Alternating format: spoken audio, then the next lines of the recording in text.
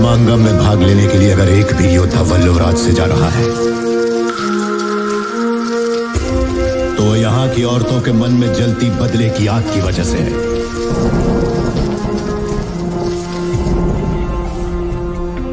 ऐसी ही वीरांगनाओं की कोख से मैंने और तुमने जन्म लिया है।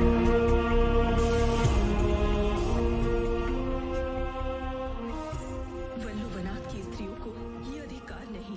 देवसेना बनी जासूस, अवंतिका को पड़ा चाटा। क्या पता चला बाहुबली को? क्यों नाराज हुआ बाहुबली? हेलो दोस्तों, मैं नितिन आपका स्वागत करता हूं पॉलीग्रैड स्टूडियोज में। वीडियो स्टार्ट करने से पहले दोस्तों आपके लिए एक गुड न्यूज है। अगर आप भी सिनेमा की दुनिया से जुड़ना चाहते हैं और काम करना चाहते हैं तो डिस्क्रिप्शन बॉक्स में दिए हुए जॉब लिंक पर क्लिक करें और इस अपॉर्चुनिटी का भरपूर फायदा उठाएं। लास्ट वीडियो में हमने देखा था कि बाहुबली अपने राज्य की गद्दी को छोड़कर अवंतिका के साथ गांव में रहने चला जाता है, जहां गांव वालों के कहने पर वो अवंतिका से शादी कर लेता है और एक छोटा सा जलसा गांव में किया जाता है, जहां कटप्पा भी आता है और उसे देखकर बाहुबली बहुत खुश हो जाता है। अब हम देखेंगे इसके आगे की स्टोरी। देवसेना अपने लोगों को अवंतिका की जासूसी पर लगा देती है, पर उसे कोई जानकारी नहीं मिलती जिससे वो बाहुबली को ये विश्वास दिला सके कि अवंतिका उसे धोखा दे रही है। इसी से गुस्से में आकर देवसेना एक निर्णय लेती है और खुद से बोलती है, मुझे ही करना होगा, कुछ भी करके मुझे बाहुबली को ये विश्वास दिलाना होगा कि अवंतिका उसे धोखा दे रही है, और सिर्फ उसे ही नहीं, वो माहेश्मती को भी धोखा दे रही है। ये बोलकर देवसेना अपने कमरे की तरफ जाती है और वहां से कुछ कपड़े के टुकड़े लेकर आती है और इसे अपने मुंह पर बांध लेती है, जिससे देवसेना का आधा चेहरा ढक जाता है। बचे हुए चेहरे के लिए देवसेना हल्का घूंघट कर लेती है और अपने सारे जेवर उतार कर रख देती है और अपनी दासी से बोलकर कटप्पा को बुलाती है और बोलती है, कटप्पा, मैं किसी काम से गाँव जा रही हूँ, तुम सब संभाल लेना। ये बोलकर देवसेना वहां से चली जाती है। देवसेना को जाते देख कटप्पा को सब समझ आ जाता है कि देवसेना कहाँ जा रही है, इसीलिए कटप्पा देवसेना से कुछ नहीं पूछता। दूसरी तरफ बाहुबली किसी काम से बाहर गया होता है और अवंतिका कहीं जाने के लिए तैयार हो रही होती है। अवंतिका घर से बाहर निकलती है, जहां उसे कुछ औरतें इकट्ठा होकर कपड़े धोते हुए दिखती हैं।